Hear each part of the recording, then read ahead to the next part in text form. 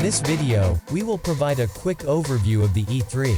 We'll show you the individual housing parts, the connections, and we'll also take a look into the working chamber.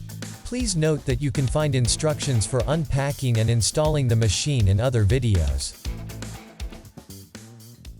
With the Start button, you start and pause jobs.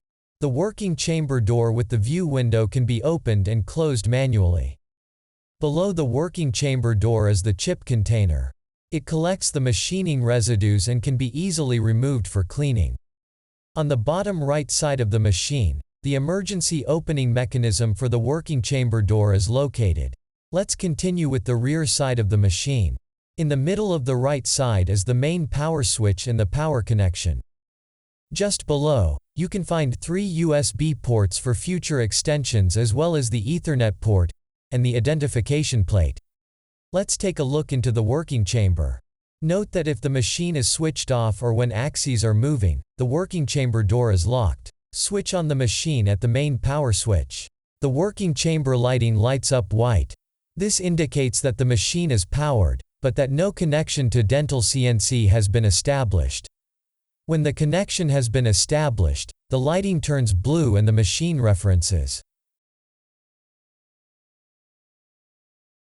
After referencing, the lighting turns green. You can now open the working chamber door by the recessed grip. In the working chamber you can find the following elements: the blank holder with clip-on mechanism, for easily mounting blanks, and the spindle with a collet chuck for tool holding. The E3 has 4 axes, 3 linear axes and 1 rotary axis. The spindle moves along the linear axes Y and Z.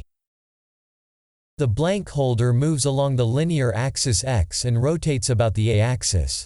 So what's next? If you need to install the machine, watch our video on installation. If you want to get started with machining, watch our video on mounting blanks. For the complete operating instructions, visit dentalportal.info/E3. We hope that this was helpful. Thank you for watching.